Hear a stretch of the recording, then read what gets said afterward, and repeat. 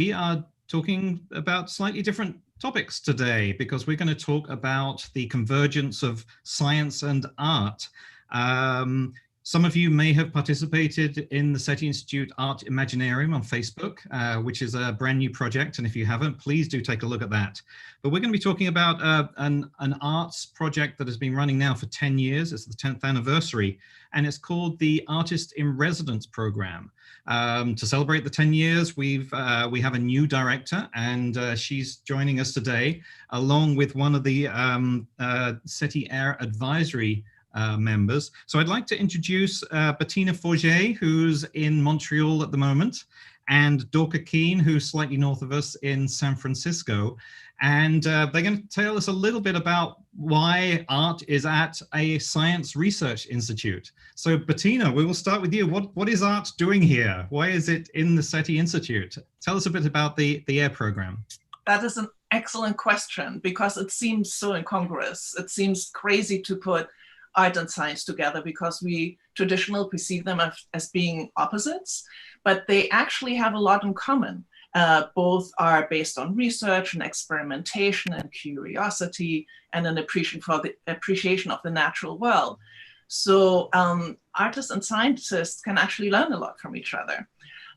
What happened was about 10 years ago, a wonderful artist called Charles Lindsay, who does astronomically inspired art, met Jill Tarter from the SETI Institute in a chance meeting.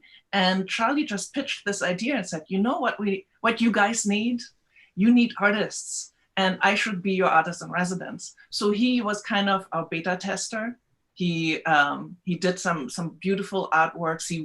So what happens is we pair an artist with the scientists. They share a common interest, and then the artist will develop an artwork based and informed and inspired by that research. So it is not just, like nice paintings of planets or whatever. It really connects to the scientist research question. And the artists are with us for a long time, typically 2 years, because the research that happens at SETI, it's really complex, and it takes a while to learn what's going on and really embed yourself in the SETI Institute. And these are big projects. So we've had installation art and sound works and performance and all kinds of, we now have musicians. So it's a whole breadth of different kinds of artists that work with us. And the outcomes have been really, really fantastic, spectacular. And I'm so delighted to work with the SETI Institute now and foreground a bit more of what happens here. Right. And Dorka, Bettina said a little bit about the art. Now, when we think of art in science, we think of these beautiful planetscapes and artists' impressions on the surface of an exoplanet. But this program is much more diverse than that, isn't it? It really draws from such a wide range. We're going to hear a little bit more about the artists later on in the discussion. But what's your comment on that? What about the breadth that we're getting here? I completely agree, and I actually think that artists are usually ahead of the curve and also ahead of science. I mean, if you look historically at what artists have been exploring around light, around perspective, historically, they were usually sometimes 50, almost to 100 years ahead of what was happening in science at the time. So I think by bringing artists together now with scientists, that they may be pushing scientists to think about questions and to look at things maybe a little bit more differently than what they're already doing now. So I think they're actually pushing us to see what we're exploring in a new way. Wonderful. We're getting some locations, and as always with SETI Live, we'd like to hear where you're tuning in from. We have people from Pakistan, from Minnesota, from Barcelona at the moment. Let us know where you are watching this from. And also let us know questions. If you have questions about any aspect of art and how art integrates with science, we'd love to talk about that and hear about your views. So we're going, as I say, we're going to hear a little bit more about some of the artists in residence members in a bit, but maybe say a little bit about your art and how you see your experience interfacing with what the SETI Institute and science does. Maybe we can start with Bettina. Tell us a little bit about your background and your art. Well, this program directorship is kind of made to measure for me because my entire life exists at the art-astronomy intersection. I'm a trained artist. I come from a family of artists, and the art that I make is astronomically informed art. I'm also an amateur astronomer, and some of you may have spotted my Dobsonian telescope behind me. So I'm also an active observer, and a lot of that research into astronomy informs what I do, and it gives me questions. So, and I'm also doing a PhD right now in art education that focuses on the art-science intersection and how the fusion of art and science may disrupt the associated gender stereotypes and get more women into STEM through the arts. So, I'm very much into this sort of art astronomy overlap. And my own art, I can maybe show a couple of slides if you like. Please, yes. Yeah, all right. So I'm gonna share my screen. Okay, so you saw my telescope. I do a lot of watching of the moon because I live in Montreal, downtown, but even if you're downtown under streetlights, you can still see the moon. And so I do observing challenges with the Royal Astronomical Society of Canada, like really observing craters. And it occurred to me that, all the craters in the Moon Atlas are named after people. And at one day I wondered, like, who are these people? And I wonder how many of these people are women. So I consulted the International Astronomical Union, who keeps track of these things, and I counted 1,605 named and catalog craters, and guess how many of those are named after women? 29. So I thought that was very little, and I decided to draw them all, and I call this project Women with Impact. The sort of craters made due to a physical impact, but the creators who carry these names are women who've made an impact in their field.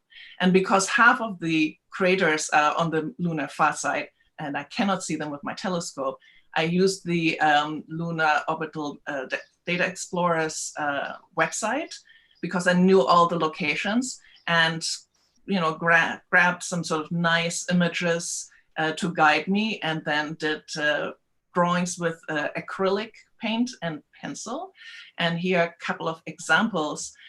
When you first start to look, you think of moon craters, feel like they're a hole in the ground, like a little bowl, but they're also individual. And I drew them as though they're portraits, really giving each crater its own unique characters. And they're really wonderful. Like some of them have beautiful secondary craters on the rim, and like Maury has this beautiful fluted crater wall, and some of them have central peaks. So I created this kind of like a family portrait of different kinds of moon craters. And these are now hung all together. I exhibited them in an art gallery.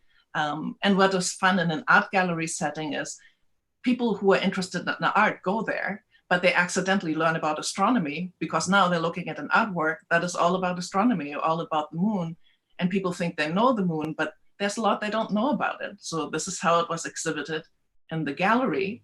But then the director of the Montreal Planetarium really liked it as well. And so I showed it again in the science contact, and now reached a whole different audience of people who are very interested in the moon, but now don't really typically go into an art gallery. So that's the fun thing about creating art that exists at the art-science intersection, because you can reach two very distinct audiences.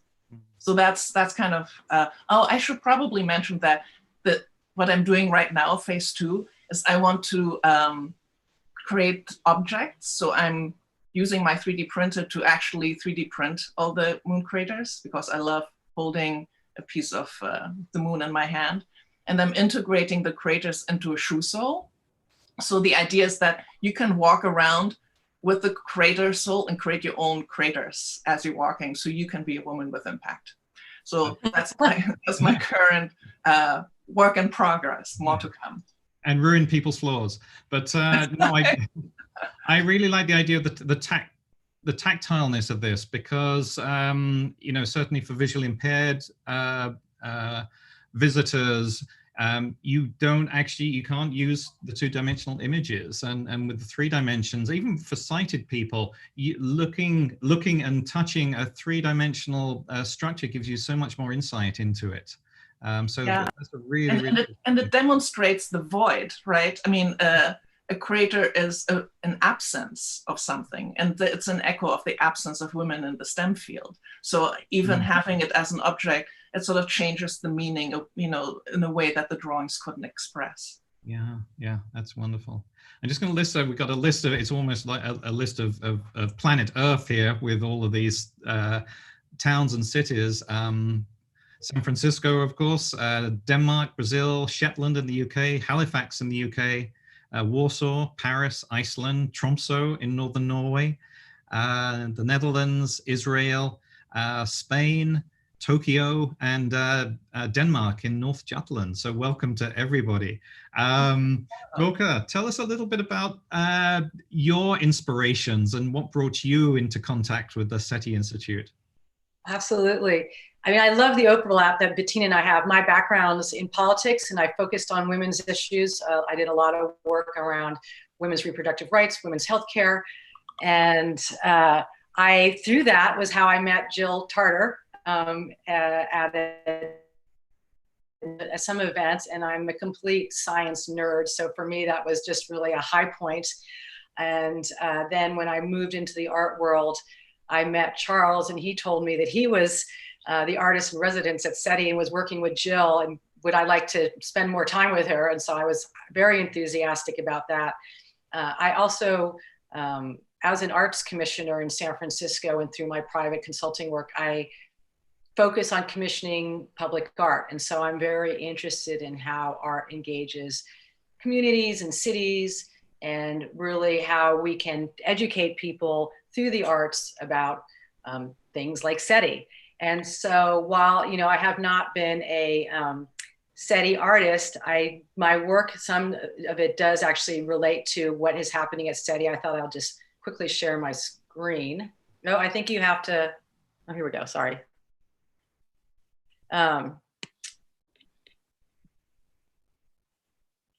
So this is a work that I did called Language of the Birds, which was really about, some of you may know, it's a poem,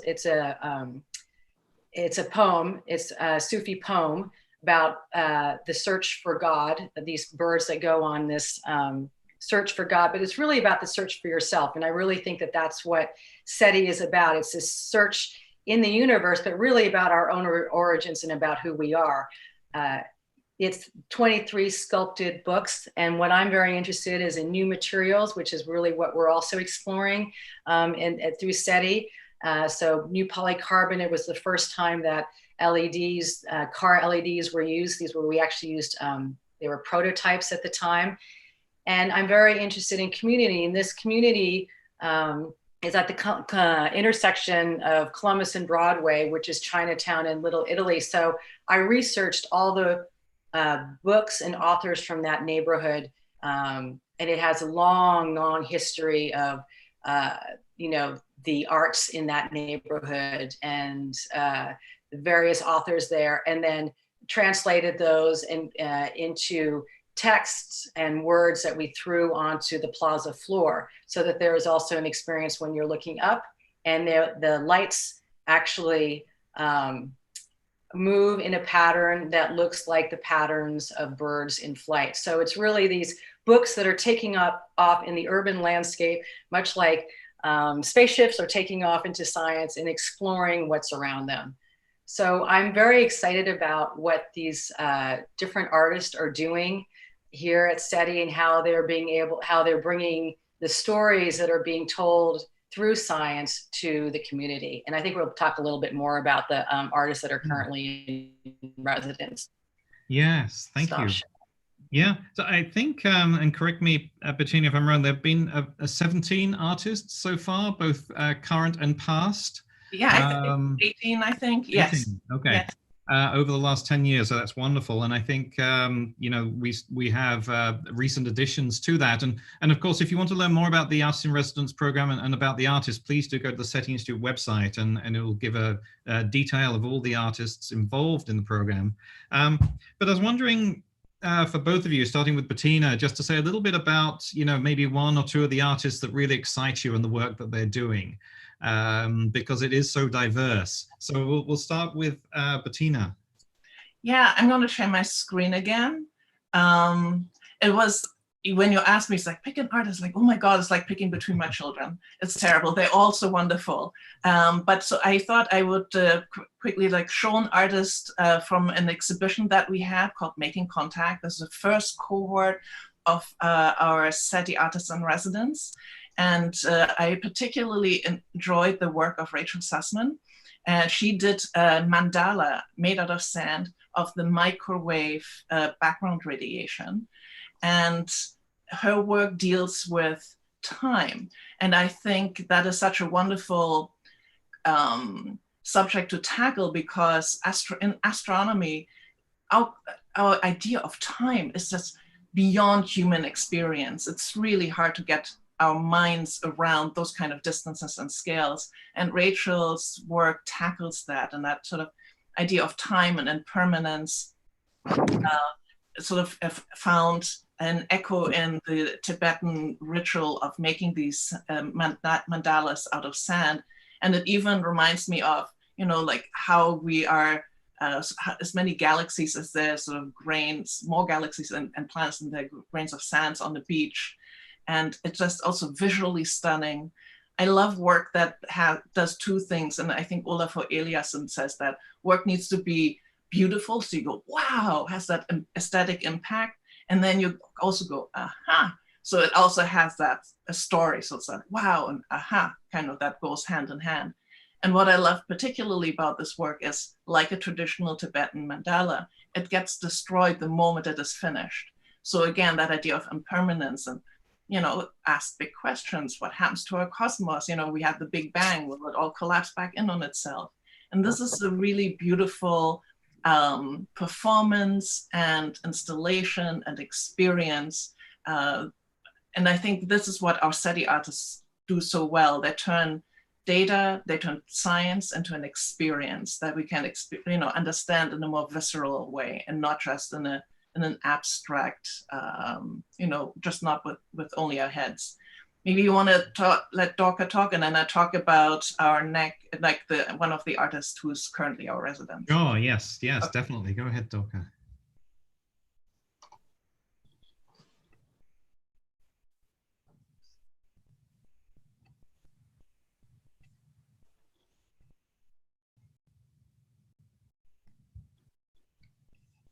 So I am excited about all the upcoming artists in residence. It's a really diverse group. I mean, Jordan Holmes, who's, does spoken word, as well as being an engineer, as well as being an apparel designer. Then there's Alfred Darlington, who's very into electronic music, but I thought I'd just focus on Xing Liu, who is so young and so accomplished. I mean, she's an arts curator already at MIT. She's done work at the New Museum, and she's had a variety of different fellowships. She's had films at Sundance. And I just love this one piece that she recently did, where she sent her wisdom tooth into space. And it's just, her imagination is so incredible. And so she called this piece A Living Distance. And it was obviously, it's a fantasy, but it actually really happened, in which she did actually send her wisdom tooth into outer space, and then it came back down to Earth. And she created this crystalline robotic sculpture. And the tooth was placed into that, and then it was sent out into outer space. And she did this on May 22nd last year, where it took a round trip to suborbital space on board the Blue Origin New Shepard flight, NS-11. And so her exploration was really around, this part of herself going off into space, but her staying here. And so she's looking at how we can continue to look at how we're connected and disconnected. And she's looking at similarities in our life and sciences and what could possibly happen, what could not happen. So I love the way her mind works, and I'm really excited to see about what she's going to come up with when she's at SETI. That's lovely. Bettina, do you have another artist to talk about? And a couple of questions have come in. Rebecca says, for people who want to know, how do you become a SETI Artist-in-Residence? So maybe as you talk about another artist, you can talk a little bit about the process that SETI goes through. Yes, I can, well, maybe I'll start with answering that first.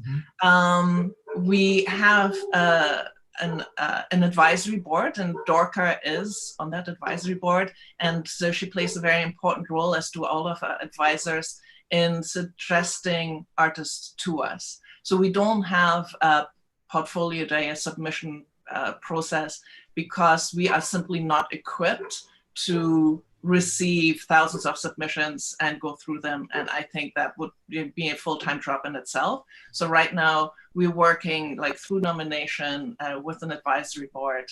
And, you know, that's how we're set up right now.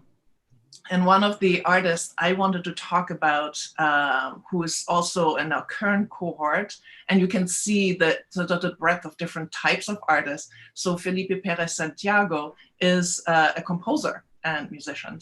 So he makes contemporary like operas and sound pieces, and he's working very closely with Jill Tata on a beautiful project called Earthling that involves the entire world. Actually, Jill came up with the name apparently, and she said that we should all change our Facebook status to Earthling, because that's who we are. And this is basically a crowdsourced music project, and it has several phases. Actually, you can check it out at earthlingproject.com. And what it does is it calls for vocal submissions from people from all over the world. So there's going to be an app that's going to be launched this fall, and you can make 3 submissions, and they're just really short, maybe like a minute or so, of something like a lullaby, or like it'll be you singing. It's going to be very local, folkloric, and it gives us this picture of how Earthlings sound. It's like holding up a mirror to ourselves. And then Santiago is going to take this huge database of sound samplings of all those people who, you know, well, maybe like just a selection, like maybe 500, and going to create a symphony from that. So it's basically the sound of all of us, all our combined voices. And actually, he has a couple of other very super interesting things he's planning with this. So I don't want to talk too much about it, because I would like to have Felipe on Facebook Live soon, so we can talk to him about what is going on. But go to Earthling Project, and you can do your vocal submissions really soon. Excellent. I think good. We will book him into at SETI Live as soon as we possibly can. That'll be very, very exciting. That's great. We got a couple more people watching from Copenhagen, from Athens, from London, where it is very hot, so I hear, and London is not designed to be hot, so that is unpleasant unless you can jump in the Serpentine. We've also got our glorious leader, Bill Diamond, who sends greetings to you both, and has mentioned this very exciting piece of information that the NASA headquarters has renamed its building, or NASA headquarters has been renamed as the Mary W. Jackson Building, which for those of you who have seen the movie or read the book Hidden Figures will know the character very well indeed. So that's very exciting. We're going to say a little bit more about that, and we'll link to that on the SETI Institute webpage. So let's see, we've got a couple of questions. Who will I throw this one at? Because this is a good one. This is from Edward, and how can you do an artistic impression of dark matter? Who would like to take a stab at that? Well, I think that's one of the things that we can see if one of the artists are going to be interested in doing. I think every artist is going to have a different interpretation or way of doing that if that's something that they're interested in. Mm-hmm. I mean, I think that's what's exciting about the project, about the residency, is maybe that's something that they want to focus on, and who knows what they're going to come up with, and it's going to be beyond something that we can imagine. Yeah, and I totally agree. And what typically happens is that, you know, you come in, this is kind of your hypothesis and your research question. You come in, it's like, I'm really interested in dark matter. And then we'll pair you up with the scientist who researches that. And through conversations, that's where the ideas come, because it is always grounded in the science. It's the science itself that'll give you the idea. It doesn't really come from like, oh, let's get some Vanta black and, you know, like sort of let's take dark matter. It really comes, you know, it's always research based, and there's always a little twist. So that's what's so exciting about our artists. Yeah, I think dark matter, the fact that you know it exists through gravity, I can see a dance piece based on that. That's so I'll leave my number in case anyone wants to hire me as an artist in residence after the suggestion. So a question here from, and I've lost it. Where have we gone? It's actually a question about exoplanets, and you know, we see a lot of artist impressions of exoplanets. This is from Edward.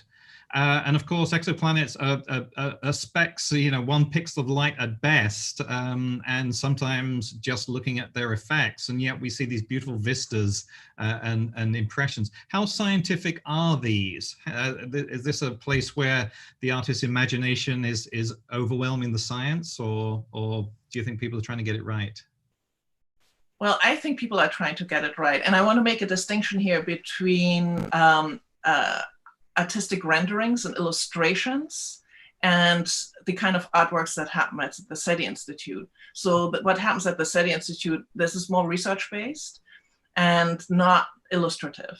I know there are wonderful artists. For example, there's the International Association of Astronomical Artists who make it their business to create artworks that are exactly grounded in science. So IAAA.org, so if you're interested in that, they've been painting accurate exoplanets since before we knew they existed.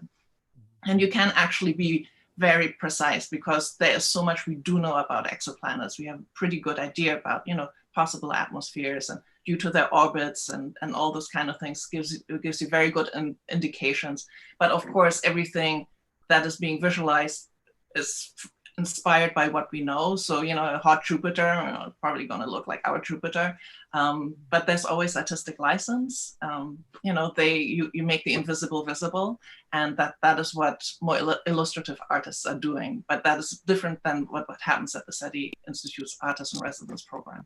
Right, there's interpretation and there's illustration, isn't there? It's two different aspects, yeah. Dorka, where would you like to see the SETI AIR program go? If we're having this conversation again in 10 years time, you know, I can't get any grayer, but you know, imagine 10 years in the future. Where would you like to see? And I'm going to ask Bettina this, so she's got longer to think about it. What are your ambitions for this program? We are currently in a truly unprecedented time, and I think that a lot of the questions that are being asked in our society, in our culture right now, could really use the input of the artists and scientists at SETI. And so I think that we have a real opportunity to be part of this conversation. And so part of that is actually getting the word out about the SETI Artist Residency, making more connections, more collaborations. We're already doing that, but and I think having Bettina on board and getting the advisory committee engaged again and really moving forward is the ways that people are going to start finding out what we're doing, and we're going to be at the table with what I think are really groundbreaking conversations that we're going to start having here. So I'm very excited about how we are going to participate, and then also how I think the artists are going to be and the scientists articulating some of these conversations in ways that will then communicate further along the path to more and more people. So I'm really excited about our opportunities of getting more out, getting more seen than we already are. Mm-hmm. Yeah, that sounds great. Bettina, where do you leave this? I echo that. I want to get our artists more out there, more visibility. I in general would like to break down that art-science boundary a little bit, because a lot of that is artificial. There are a lot of stereotypes associated with what art is and what science is. And I think our work can really sort of disentangle that a little bit and create fresh new ideas that maybe even create knowledge for both art and science. So especially since what SETI does, it's so groundbreaking, it's so cutting edge, and it's asking big questions about, like, who are we? Are we alone? What is life? These are questions that both artists and scientists pose. So let's explore them more together. And I want to, I want to do what we're doing now, but bigger, everything bigger. Because the SETI Institute, if anywhere, does not impose limits on what it's thinking about and what its goals are. So that's very exciting. Last question, and we're coming up to time. A couple of people, there's people from Stockholm, Charlotte, North Carolina, and Hamburg watching, so welcome to everybody there. This is a last question. Where can we see, it says your work is the question, so maybe you can both answer that. Where can we see your personal work, Bettina and Dorka, at the moment? Where's a good place to have a look at what you're doing, but also a good place to look at where the Artists-in-Residence work is happening, because it has been exhibited, hasn't it? Yes, it has been exhibited, but we've not had an exhibition for a while, not since Making Contact. So this is also one of my goals, is to show our work more of the work that happens here, and even take sort of snapshots of work in progress, because even that research process is just so fascinating. I'd like to foreground that more. My personal work, well, was at the Montreal Planetarium, but everything is closed right now because of COVID. So you're gonna have to go to my website. It's just my name.com, so bettinaforget.com. I also run an art gallery called visualvoicegallery.com that only shows art that makes a connection to science. So if you're interested in bio art and physics and art and math and art, you can check that one out as well. And we'll put those links up as well, so people can see those. And also, I should mention that the SETI AIR program works very closely with the Montalvo Center for the Arts in the Bay Area. So could you say just briefly a little bit about that connection? Dorka, you want to take that one? Sure. So as far as my work goes, you can see my work is in the public sphere in San Francisco. So I have two big pieces here. The one that I showed earlier is on the corner of Columbus and Broadway in San Francisco. So you can definitely see that. And I think with, Montalvo is a great lead in. Montalvo is where is an incredible artist site in outside of San Francisco. And they have an artist residency there. And that has been a collaboration for the last couple of years with the SETI Artist Residency. So that's where the artists have gone to engage with the scientists at SETI until, of course, this year. So we're taking a little pause there, but the artists will still be engaging with the scientists, just like we're doing right now via Zoom and other ways. And we're looking at ways that we can then present that work in new ways, online, through different kinds of festivals that may or may not be online next year, et cetera. So we're really exploring ways that we can show this work online and also in the physical realm. Yeah, and a big shout out to Montalvo. They've been absolutely fantastic partners, and we'll be working more closely with them going forward. Yeah. Great. Well, our time is up. This is a program that is only going to get bigger and stronger and more exciting, and we will revisit it many times, especially with the SETI Live. Hopefully get some of the artists on to talk about their work and show their work. But in the meantime, please do go to the SETI Institute website. We'll have all the links, and there is a page dedicated to the Artists-in-Residence program. Bettina and Dorka, thank you so much for spending your time, and we will check in again soon. And thank you everybody for watching and listening around the world.